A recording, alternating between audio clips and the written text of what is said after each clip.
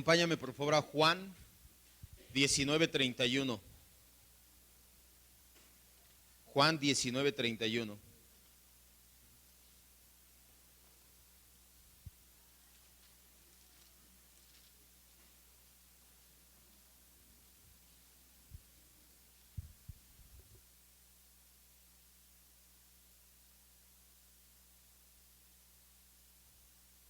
Ya lo tenemos, Juan 19 del 31 al 37.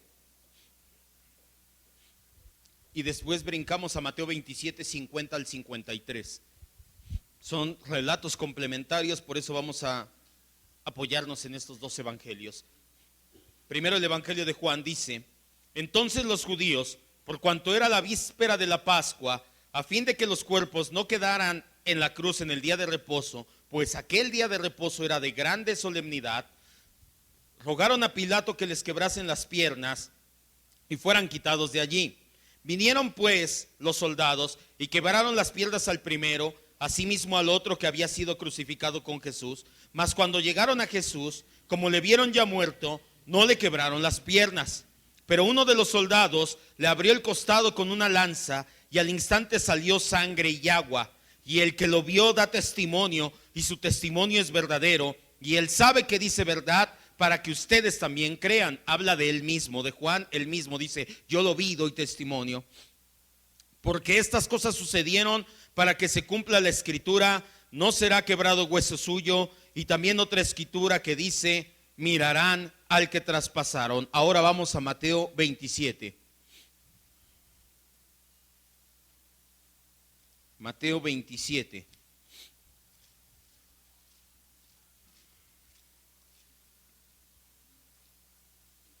50 al 53.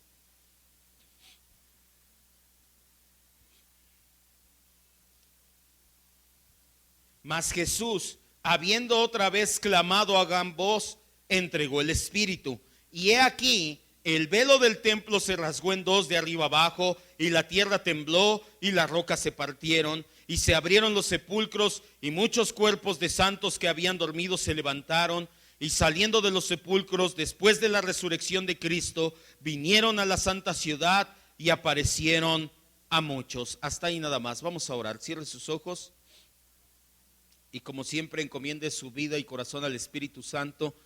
Él es el que inspiró esta palabra, por lo tanto es el único que puede lograr que esta palabra no solamente llegue a nuestra mente, sino que baje al corazón y dé fruto al 100%. Por eso es que, Espíritu Santo, humildemente le rogamos. Sabemos que no somos merecedores, no somos quien para darle órdenes, no somos quien para declarar, ni mucho menos ordenarle a usted.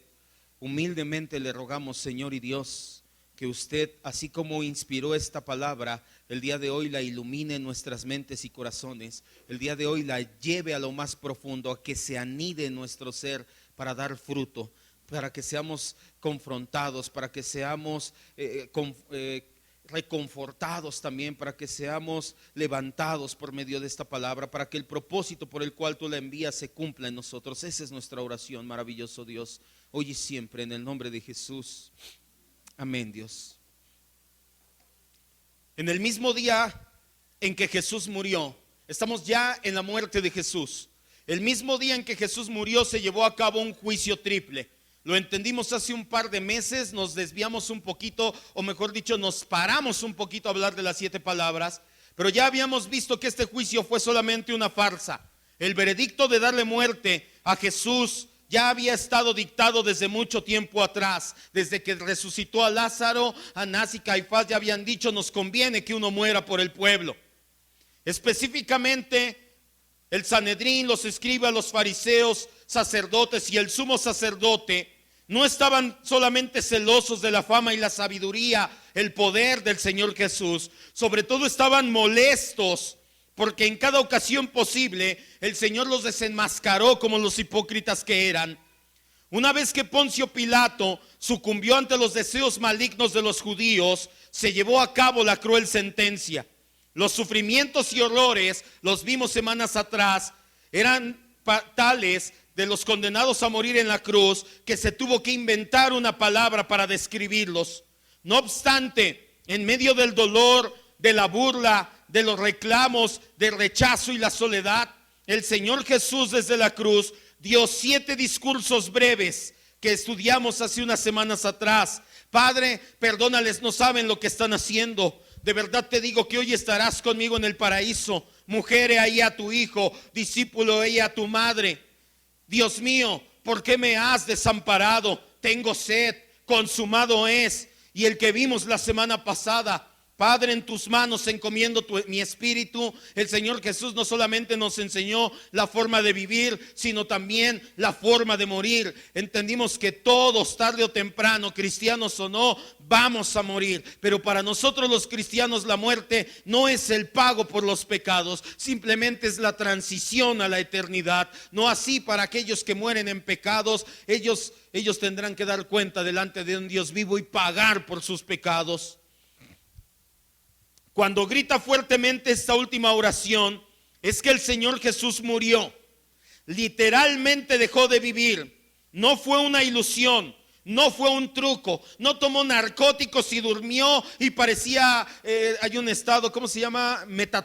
Catatónico. El estado catatónico, donde dicen, o no dicen, la ciencia lo ha comprobado. El estado catatónico, donde tu pulso y tu respiración es tan tenue que si no es un médico certificado bien, un médico que entienda bien la ciencia médica, puede creer que estás muerto. No fue así, no fue un truco. No fue tampoco muerte espiritual como algunos grupos sectarios quieren hacer creer. Simple y sencillamente su cuerpo mortal, su naturaleza humana dejó de tener vida, dejó de respirar, de latir su corazón y sus funciones vitales cesaron. Por tanto, dejó de ser. ¿Qué es lo que sucede entre la muerte y la sepultura? ¿Por qué los evangelistas lo narran, los 4 evangelios? ¿Cuál es la importancia entre que Jesús muere y es bajado de la cruz y llevado al sepulcro? Hay una serie de eventos que acabamos de leer. ¿Cuál es la importancia de estos eventos y cómo nos impactan en la actualidad? Es lo que vamos a entender el día de hoy. Los 4 evangelios narran estos hechos, entre la muerte y bajarlo de la cruz para darle sepultura. Solo que Juan y Mateo son los que más detalles específicos nos dan. Por eso nos vamos a quedar con estos 2 relatos. Nos basta con ellos 2 para tener todo el cuadro completo. Específicamente hablando, quiero que ponga mucha atención. ¿Se acuerda cuando vimos la negación de Pedro? Cuando Pedro lo negó, que no conozco a ese hombre, que no lo conozco, que juro por Dios que nunca lo he visto. ¿Qué estaba sucediendo al mismo tiempo? ¿Sí se acuerda? Al mismo tiempo Jesús, en el ala este oeste, no lo sabemos, en el piso alto, en el aposento alto del Sanedrín, del palacio de Anás, estaba siendo juzgado. Fueron 2 hechos simultáneos. Mientras Pedro negaba a Jesús, al mismo tiempo, a unos metros de ahí, Jesús estaba siendo juzgado. Es lo mismo en este relato. Mateo nos está narrando, Juan, nos está narrando lo que pasa en la cruz exactamente en ese momento. Mateo nos narra lo que pasó a unos metros, pero los 2 están sucediendo exactamente al mismo tiempo. Vamos a leer primero el relato de Juan. Juan 19, 31 al 33. No saque esto de su mente, es importante. Así como en la negación de Pedro se dio al mismo tiempo del juicio de Jesús, también estos 2 relatos al pie de la cruz y a unos metros de la cruz también se dan al mismo tiempo. Fueron simultáneos. Vamos a ver primero el que sucedió en Juan.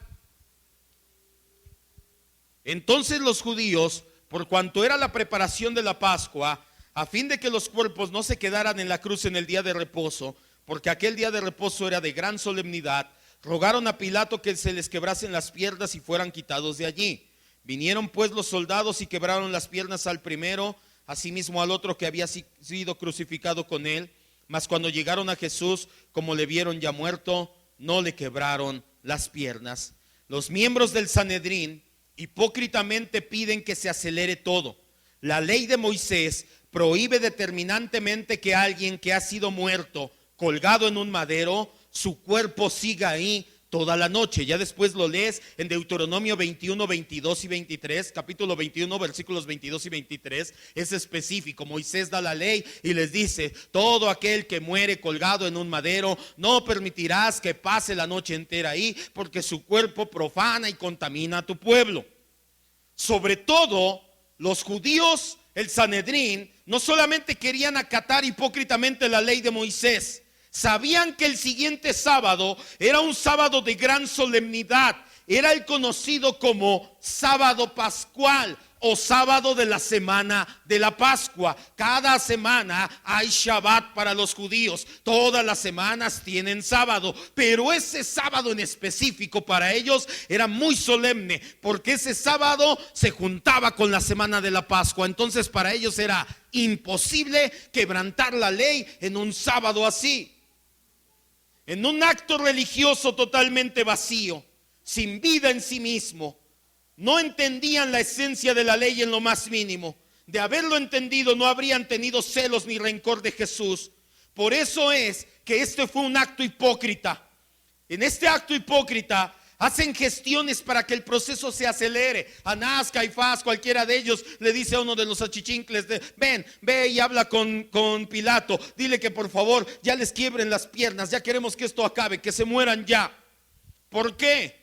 Porque para los judíos, acuérdese, el día inicia y acaba a las 6 de la tarde. Por eso es que en el libro de Génesis leemos: y fue la tarde y mañana del día 1. Para los judíos el día no empieza a las 0 horas. Para los judíos, sobre todo el calendario litúrgico religioso, el día empieza a las 6 de la tarde. A Jesús lo crucificaron a las 9 de la mañana, entregó el Espíritu a las 3 de la tarde. Ellos sabían que les quedaban 3 horas aproximadamente, pero pasaba algo. Hay registros históricos de que los condenados a muerte en la cruz duraban horas o hasta días enteros ahí colgados en agonía. ¿Se acuerdan los sufrimientos de la cruz que vimos? Pues no los pasaban 2 o 3 o 5 horas. Había presos o había condenados que los pasaban durante 3, 4, 5 días enteros colgados en la cruz, con hambre, con sed, derramando su sangre, no pudiendo respirar. Por eso es que ellos pensaron, los judíos: si dejamos estos 3 cuerpos ahí hasta que mueran, son las 3 de la tarde y no va a alcanzar a morir, y van a profanar esos cuerpos colgados este gran sábado.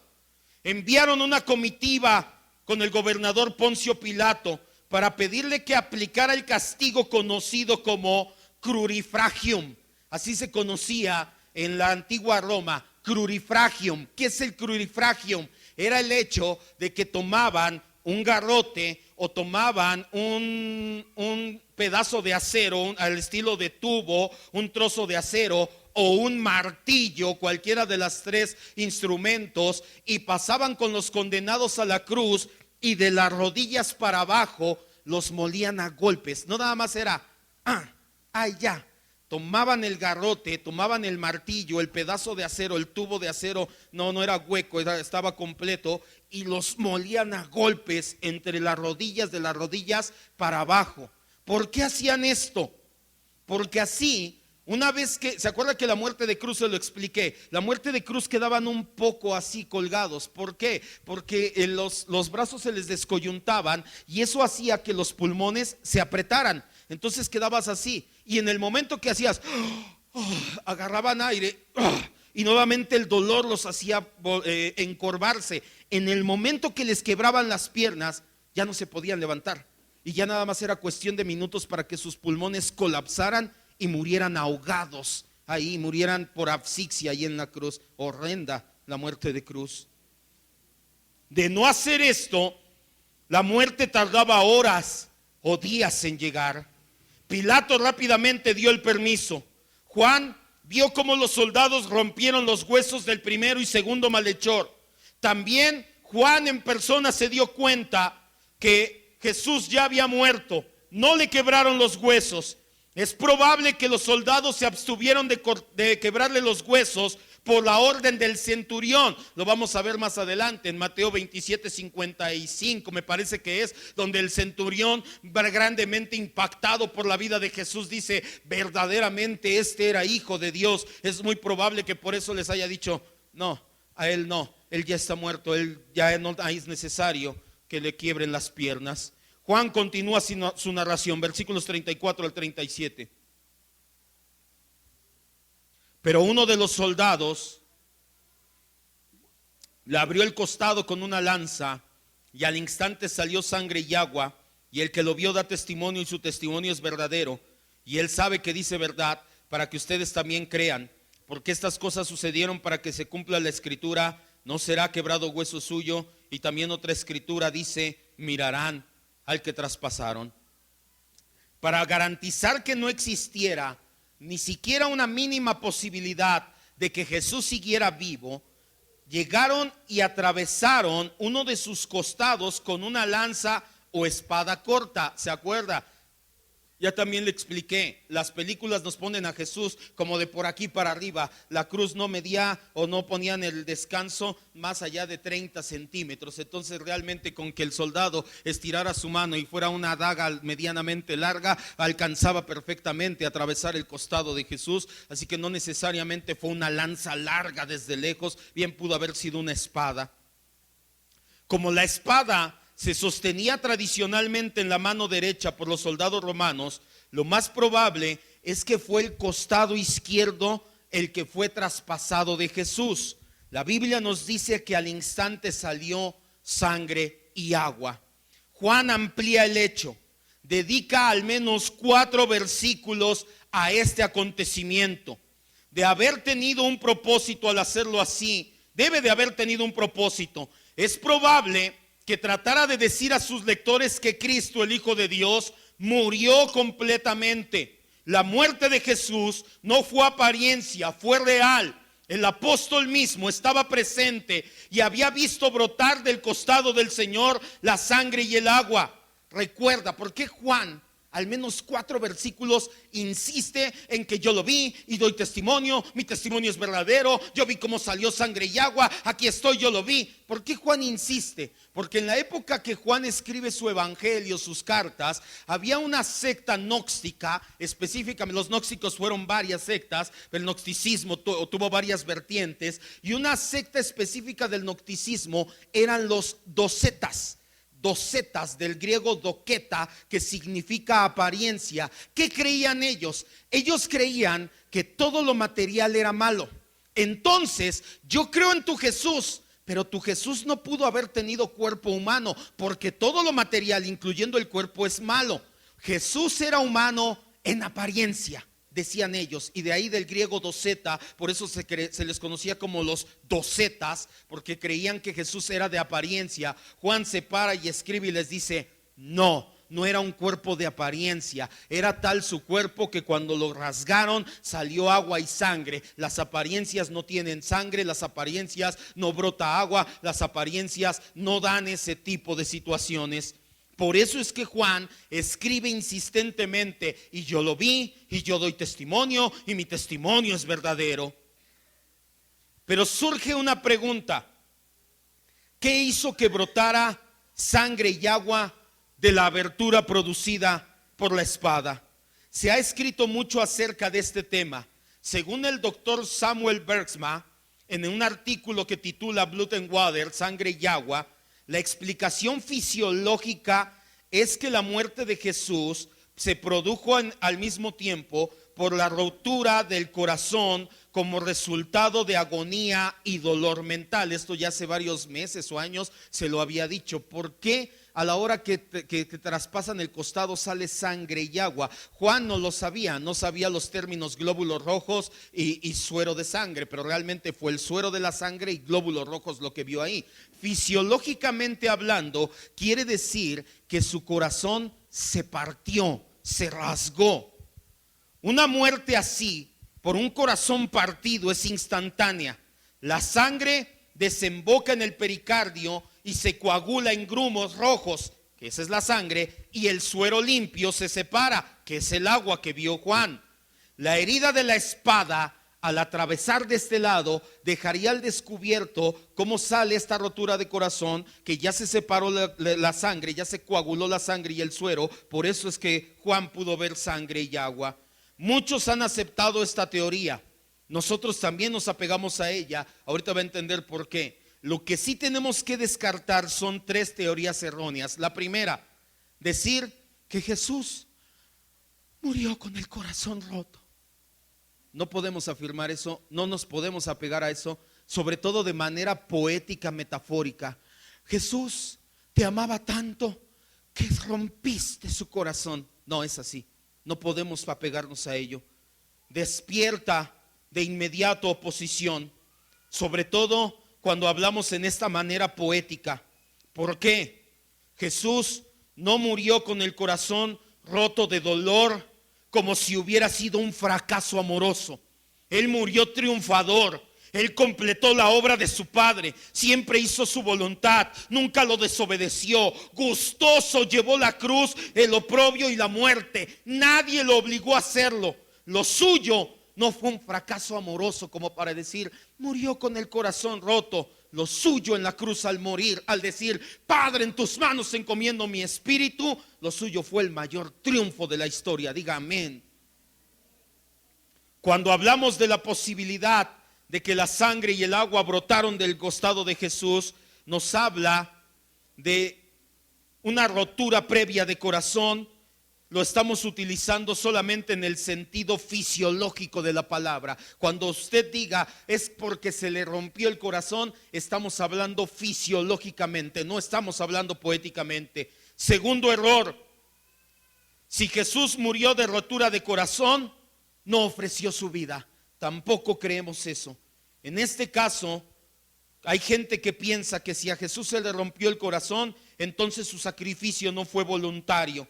La Biblia dice todo lo contrario, sobre todo en Juan 10:11. Hace varios meses estudiamos el Evangelio de Juan capítulo 10 y el Señor Jesús dice, nadie me quita mi vida, yo la doy por ustedes. Así como el buen pastor da su vida por las ovejas, yo doy mi vida por ustedes. No estamos diciendo que a Jesús lo mató esto. Solamente imaginemos por un momento, Jesús, aún sabiendo que el tomar sobre sí la ira de Dios, bebió la copa de la ira, él sabía que eso destrozaría su corazón. En el momento en que Jesús sabe que su corazón está por colapsar, en ese momento él dice, Padre, en tus manos entrego mi espíritu. En el momento en que su espíritu sale, en ese momento su corazón colapsa y se rompe. Eso es lo que entendemos por rotura de corazón. Tercero, tampoco creemos que la lanza fue lo que lo mató. Es que lo que mató a Jesús fue que lo picaron con una lanza y le rompió el corazón. No, esto es erróneo. De hecho, en este mismo evangelio leemos que una vez que tomó el vinagre, dijo consumado es, gritó, en tus manos encomiendo mi espíritu, e inclinó la cabeza y murió, y después vinieron a perforar el costado. Juan ya nos lo dice. Fisiológicamente, el mismo doctor Bergsma dice que si él hubiera seguido vivo y le perforan, sale sangre, no sale suero y sangre. Entonces, la muerte de Jesús la produjo la crucifixión y que él entregó su espíritu, no una lanza de un soldado romano. Preferimos apegarnos a pensar que Jesús murió de una rotura de corazón, porque solamente hay otra explicación posible para que en el momento en que le rompieron el costado haya salido sangre y agua. La otra explicación posible es que el Señor Jesús tenía una malformación congénita en el corazón. Una de las venas del corazón no trabajaba correctamente y por eso es que cuando murió y paró, salió sangre y agua. La Biblia dice que Jesucristo fue el Cordero perfecto de la Pascua. Él no podía tener ningún defecto, mucho menos de corazón. Entonces, ¿qué es a lo que nos apegamos con la Escritura? A que en el momento en que el Señor sabía que iba a morir, su corazón se rompió literalmente y por eso salió sangre y agua. Es sumamente extraño, casi imposible que esto suceda, pero además estaba profetizado. Salmo 69:20.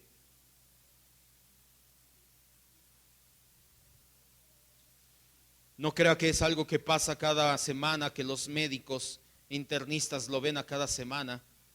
No, es sumamente extraño que suceda, pero sucede. Y en el Señor Jesús ocurrió y además estaba profetizado. Salmo 69:20.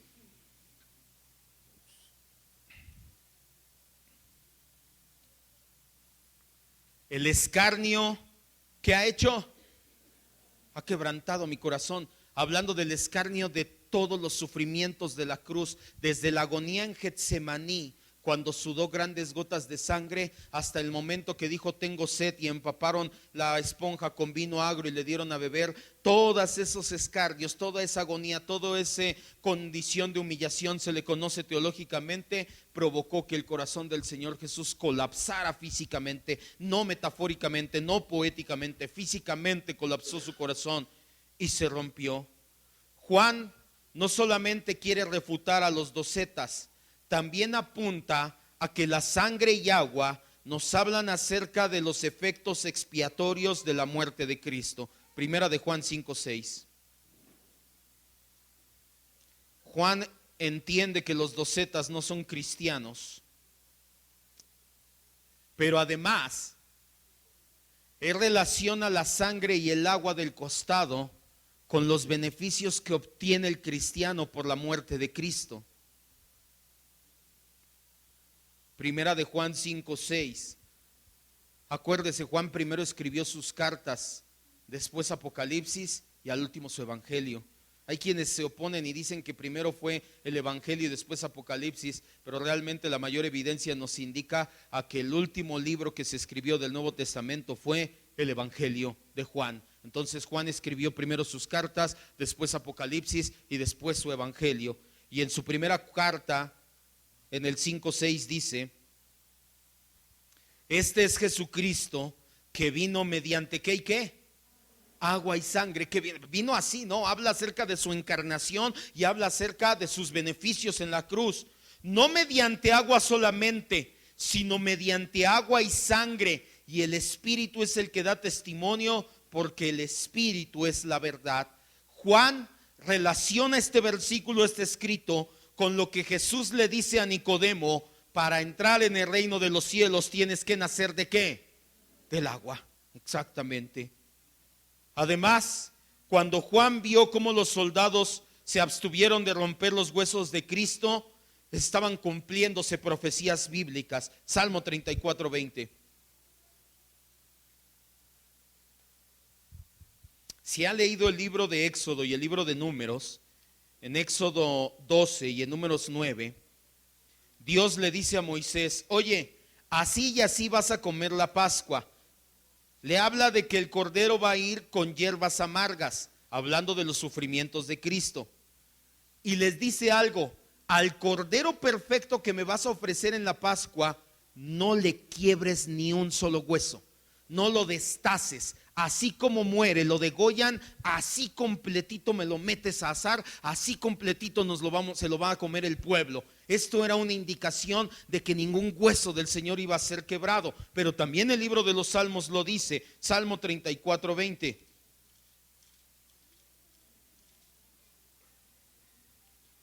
Él guarda todos sus huesos, ni uno de ellos será ¿qué? Habla acerca, este salmo es salmo mesiánico. También, cuando se dio cuenta que el costado de Cristo fue perforado, entiende que se cumple la profecía de Zacarías 12:10. Vaya Zacarías 12:10, para que no crea que Juan o yo le estamos mintiendo. Ninguno de los dos le estamos mintiendo. Zacarías es claro y dice: mirarán al que traspasaron. De hecho, Juan mismo hace alusión a ello en el libro de Apocalipsis. Esta profecía de Zacarías tiene un doble cumplimiento. Cuando Cristo regrese por segunda vez a la tierra, la unión hipostática es eterna o sempiterna, tuvo un principio y no tendrá un final. El día que el Señor Jesús se encarnó, tomó forma humana, jamás va a volver a dejar ese cuerpo humano. Por eso es que la Biblia en Apocalipsis 1:7 me parece es donde dice que el día que Jesucristo regrese a la tierra, dice: mirarán al que traspasaron. Va a regresar con su cuerpo humano, con las heridas en las manos, en los pies y en el costado. Zacarías 12:10 dice: derramaré sobre la casa de David y sobre los moradores de Jerusalén espíritu de gracia y de oración, y mirarán a mí. ¿A quién? A quien traspasaron, y llorarán como se llora por un hijo unigénito, afligiéndose por él como quien se aflige por el primogénito. Al mismo tiempo que estaba sucediendo esto, guarde esto en su corazón, el que traspasaron el costado de Jesús tiene todavía más relevancia. Al mismo tiempo estaba aconteciendo algo más a unos metros del Calvario. Vamos ahora sí a Mateo 27. Este ya es más rápido. Mateo 27, 50 al 53.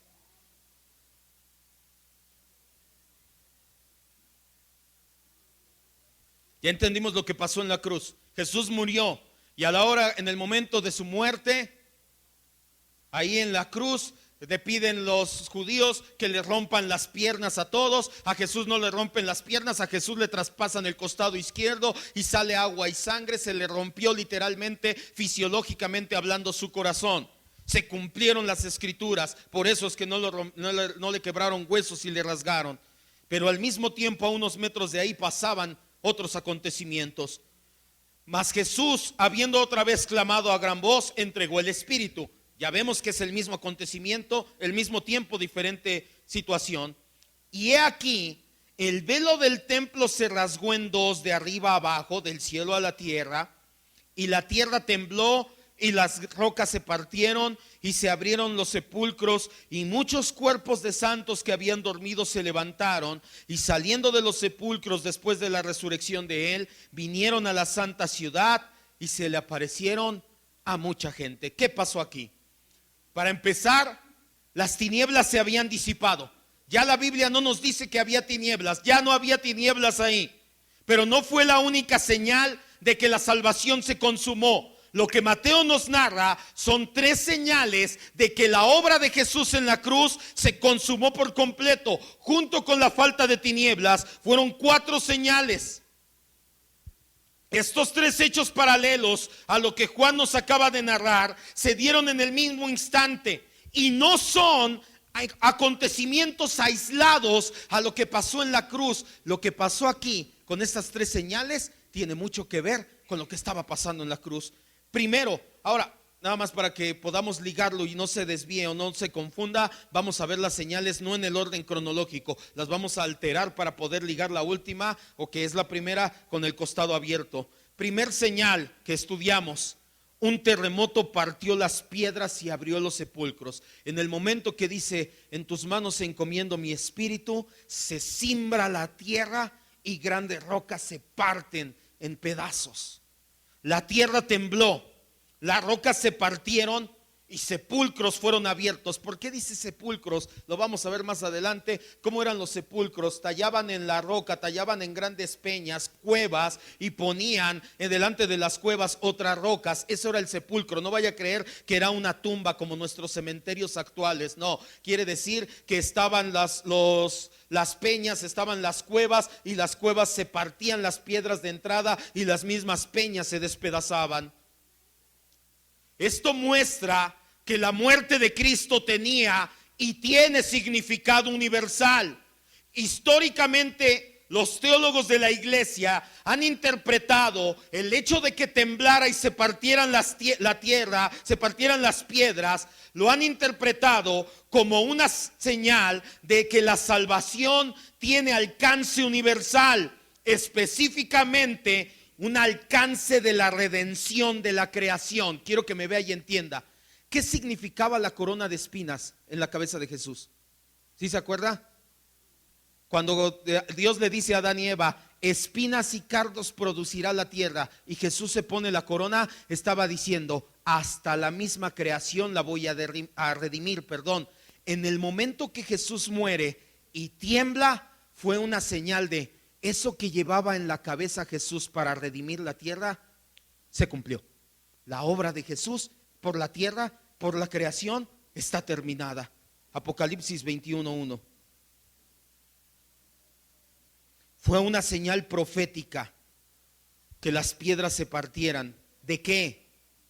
De que esta creación va a terminar un día, de que esta creación no será más, de que esta creación será deshecha.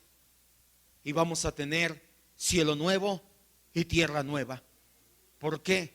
Porque Cristo venció en la cruz. Si Cristo no vence en la cruz, no hay cielo nuevo, no hay tierra nueva, no hay cuerpo nuevo. Por eso es que en el momento en que Jesús muere, tiembla y se parten las piedras. Fue Dios diciendo: tu sacrificio me agradó, tu sacrificio alcanza para toda la creación. 21:1 de Apocalipsis: vi un cielo nuevo y una tierra nueva, porque el primer cielo y la primer tierra, ¿qué dice? Ya no más. Fue una señal. Tu triunfo, tu muerte ha traído un triunfo, ha redimido la creación. Esto solamente es una prueba de que un día todo esto dejará de existir y habrá cielo y nueva tierra. ¿Qué provocó el temblor? No es la pregunta. La pregunta debe de ser: ¿quién provocó el temblor? La respuesta, por supuesto que fue Dios. Este terremoto fue grande porque hubo fisuras en las rocas, aún los sepulcros fueron abiertos. Eso nos da la segunda señal. Versículos 52 y 53, regrese ahí a Mateo. Y muchos cuerpos de santos que habían dormido fueron resucitados, y habiendo dejado los sepulcros después de la resurrección, entraron a la santa ciudad y se aparecieron a mucha gente. No nos dice la Biblia quiénes eran estos santos. No nos dice específicamente el nombre de estas personas que resucitaron. ¿Se imagina? En el momento en que Jesús muere, de repente ya cuando te das cuenta, hay una película muy buena, de hecho es un libro, no recuerdo el autor, pero yo creo que ha visto la película, se llama Ben-Hur. ¿Sí la ha visto? ¿Sí la ha escuchado? Sí, le voy a platicar el final, discúlpeme, es un spoiler, pero bueno, salió en 1958, entonces ya si no la ha leído, no la ha visto. Al final en Ben-Hur, la mamá de Judá Ben-Hur está leprosa, creo que sí su mamá, su papá, sí su mamá, ¿verdad? Está leprosa, y en el momento en que Jesús muere, se limpia su lepra. ¿Sabe por qué? Este escritor, el escritor de Ben-Hur, era ateo, y dijo: vamos a desmitificar todo eso de la resurrección y todo eso, y terminó siendo creyente y dijo: su mecha, la resurrección de Cristo es maravillosa. ¿Sabe por qué tipificó esto así? Este hombre entendía que la enfermedad es consecuencia del pecado. ¿Y qué pagó Cristo en la cruz? Por eso es que él entiende que esta mujer justa, piadosa, porque era justa y piadosa de la ley moral de Dios, en ese momento que Cristo paga por su pecado, la enfermedad, la llamada lepra, que se la causa el pecado, en ese momento es pagada en la cruz. Lo mismo sucede cuando Jesús muere, o mejor dicho, esto sí sucede, porque aquello es ficción, pero esto sí sucede cuando Jesús muere. Literalmente hay santos, hay gente piadosa, no todos los que habían muerto, solamente gente piadosa se levanta del sepulcro, las piedras se abrieron, por eso pudieron salir resucitados, literalmente volvieron a la vida. ¿Quiénes eran? La Biblia no nos lo dice, pero sí hay varias cosas claras. Primero, fue una resurrección verdadera. No solamente se salieron los cadáveres. Es que como tembló y se partió y la tierra se abrió, salieron por ahí los cadáveres a la tierra. No, la Biblia dice que se presentaron a muchos. Segundo, ocurrió en el momento exacto de la muerte de Cristo y apunta al significado de esa muerte. Yo, como hombre justo, varón santo, piadoso, morí esperando la resurrección de Cristo. Mi muerte fue esperando esa resurrección, y ese pago de pecados se efectúa en ese momento, y como una señal de que mis pecados ya fueron pagados, el Señor le permite resucitar a esos hombres. Tercero, no se presentaron a la gente sino hasta después de que Cristo resucitó. En ese momento ya entraron a Jerusalén y se aparecieron a mucha gente. ¿Qué pasó entonces entre esa hora de la muerte de Jesús y el domingo en la mañana? ¿Dónde estuvieron esos santos? ¿Qué hicieron? No lo sabemos. Y si la Biblia no nos lo dice, ¿es por qué? No importa. La Biblia tampoco dice: Jesús se apareció, y lo vamos a ver más adelante, se apareció a sus discípulos, a 500, esto y lo otro. ¿Qué hacía entre aparición y aparición? No lo sé. Bueno, tal vez orar, que yo creo es lo más probable, estar en comunión con su Padre. Pero específicamente nos lo dice la Biblia. No, ¿por qué? Porque no importa. Cuando la Biblia no habla, cuando la Biblia calla, el cristiano ¿qué hace? Calla. Cuarto, todo parece señalar que estos santos no volvieron a morir. Debe ser después de haber aparecido a muchos por un tiempo, que el Señor los llevó al cielo. De hecho, muchos teólogos tienen la idea que cuando dice que se apareció a más de 500 personas Jesús resucitado, iba con esos santos que resucitaron, y en el momento que sube al cielo, estos santos suben con él. Son las primicias del fruto de la muerte de Jesús. ¿Por qué no los menciona Lucas? Porque no era importante, porque de hecho Lucas escribe cristocéntricamente. Por último, esta señal, como las otras dos, es una señal profética. Nos dice el Señor: oigan, así como esos primeros resucitaron por creer en mí, todos los que crean en mí, aunque estén muertos, vivirán, dice la Escritura. Un día vamos a resucitar a vida eterna. Tercera señal: el velo del templo se rasgó. ¿Cuál es este velo? Con base en lo dicho en el libro de Hebreos, se ha interpretado que es el segundo velo. ¿Se acuerda? Hace tiempo vimos un discipulado, el discípulo cristiano, que vimos que el tabernáculo se dividió en tres partes: el atrio, que es el patio, el lugar santo y el lugar santísimo. Tenían cortinas a manera de puertas. La primera cortina era el camino, la segunda cortina le llamaban verdad, la tercera cortina le llamaban vida. Por eso Jesús dijo: yo soy la verdad, el camino, la verdad y la vida. Nadie viene al Padre si no es por mí. En la tercera cortina, la cortina llamada vida, detrás de esa cortina estaba el lugar santísimo. Allí estaba el arca que representa la presencia de Dios. Esa cortina que separaba el lugar santo del lugar santísimo, ese velo, se rompió, dice la Biblia, de arriba hacia abajo. Según se describe en el libro de Éxodo y en el libro de Crónicas, esta cortina estaba tejida de hilos azul, púrpura y escarlata en una tela de lino blanco, y daban la apariencia de tener dos querubines a manera de proteger la entrada. No cualquiera podía entrar a la presencia de Dios. Estaba la cortina y unos querubines que marcaban alto: no puedes entrar a la presencia de Dios. Esta presencia de Dios estaba simbolizada por el lugar santísimo. Flavio Josefo, en su libro Guerra de los Judíos, nos habla de ese velo y cómo estaba hecho. En el momento en que Cristo muere, este velo se rasga repentinamente en dos, de arriba a abajo. Esto pasó a las 3 de la tarde. Quiere decir que los sacerdotes estaban más cateareados porque se venía el sábado pascual. Estaban ahí adentro en el lugar santo poniendo los panes de la proposición y viendo que el menorá estuviera aceite. Y en ese momento la tierra tiembla y se dan cuenta cómo se parte en dos la cortina. ¿Cómo ocurrió? Por desgaste. Ya llevaba muchos años ahí colgada. No. Eso lo hubiera provocado que se partiera en varias partes, y lo más probable que de abajo hacia arriba, porque es por donde entrabas. Tampoco Mateo dice que el terremoto fue lo que la partió. De hecho, Mateo primero nos dice que se partió la cortina y después tembló. Nosotros cambiamos el orden para que entiendas lo que sigue. Lo que sucedió es un milagro. No se menciona ningún medio secundario. No nos dice que pasó un viento o nada. No tenemos que buscarlo. Fue un acto simbólico y eso es lo que nos interesa. Hebreos 10:19. Y aquí llegamos ahora sí a la parte que de verdad quiero que entienda de esta enseñanza del día de hoy. Si ya le está dando sueño, despiértese, porque viene lo bueno. Es una cachetada. Usted mismo, no se la dé al de al lado. Antes decía dele al de al lado, pero varias veces salió gente aquí ya muy... Porque en lugar de despertarlo, se desquitaban.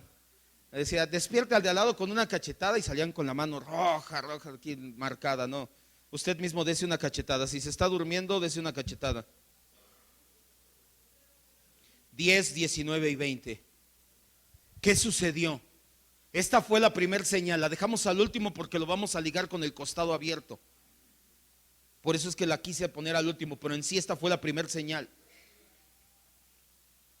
En el momento que se termina de rasgar el velo, comienza a temblar. Hebreos nos dice lo que sucedió, simbólicamente hablando. Así que, hermanos, teniendo libertad para entrar en el lugar santísimo por la sangre de Jesucristo, por el camino nuevo y vivo que Él nos abrió a través del velo, Esto es ¿de qué? Están ligados los dos acontecimientos.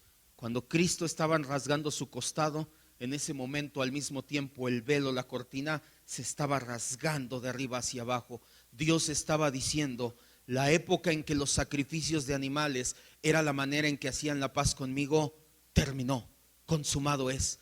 Ahora todos aquellos que la sangre de Cristo esté aplicada a su vida y corazón pueden entrar directamente al lugar santísimo a tener comunión conmigo.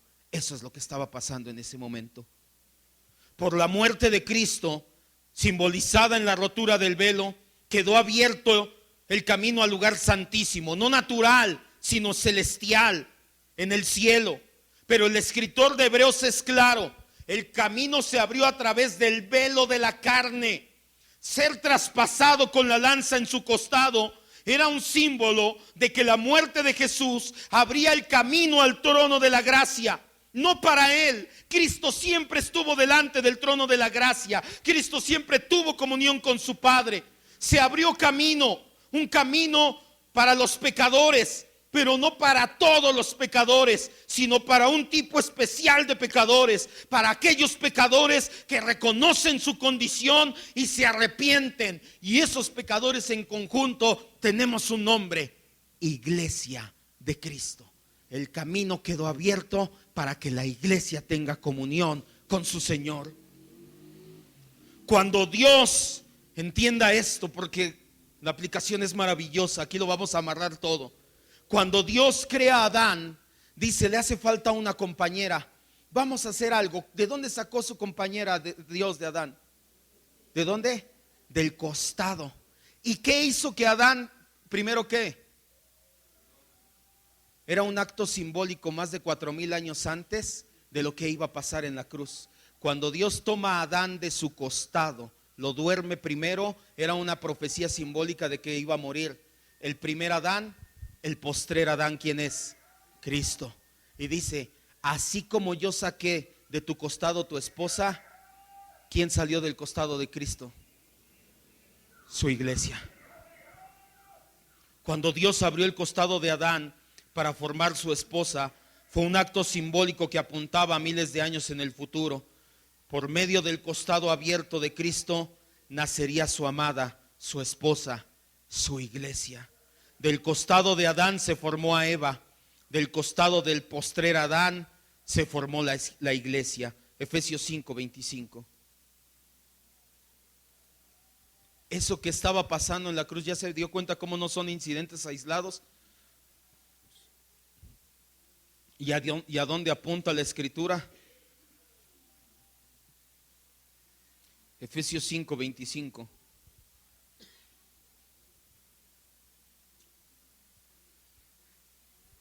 Maridos, amen a sus mujeres, así como Cristo amó a la iglesia. ¿Y qué dice que hizo? Se entregó a sí mismo para darle vida, para formarla, para que naciera. Es el sacrificio de Cristo el que hizo posible que la iglesia sea formada por el perdón de pecados de los elegidos en específico. El que su carne haya sido rasgada, así como el velo del templo se rasgó, nos apunta a que el camino abierto en intimidad está abierto. Ya no hay obstáculo que nos impida ser la esposa.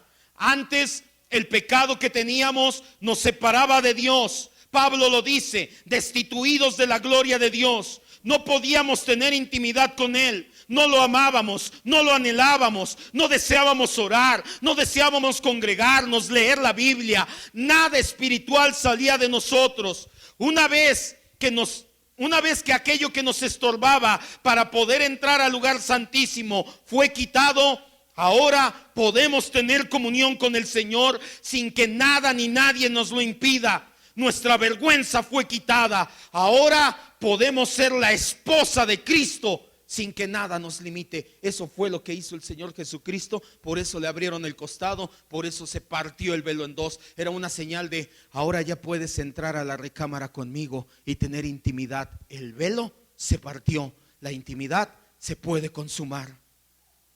La iglesia es la esposa de Cristo. Nació de su costado, le costó su sangre, dio su vida por ella. Y lamentablemente, aún a pesar de todo esto, Hay creyentes que se comportan como la concubina y no como la esposa. Por eso quiero amarrar ahí todo y con esto vamos a terminar. Ya son 2 minutos de exhortación, pero espero que esta exhortación te llegue hasta tu corazón y te transforme. La palabra cristiano es para identificarme personal, individualmente, pero la palabra iglesia es para identificación colectiva, comunitaria. Ser cristiano significa pertenecer a la iglesia local. La iglesia es parte del plan de Dios en el mundo. Jesús mismo dijo que las puertas del Hades no van a prevalecer contra su amada. La verdadera iglesia es indestructible, va a prevalecer por la eternidad.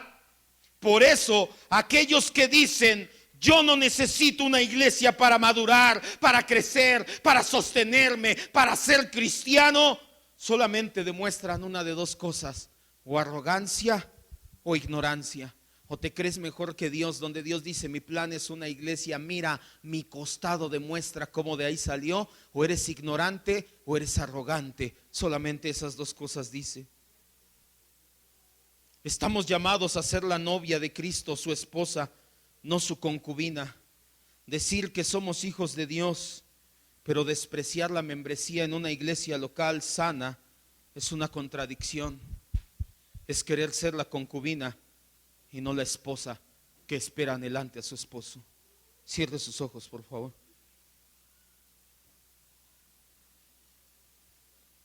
Ángel, ayúdame.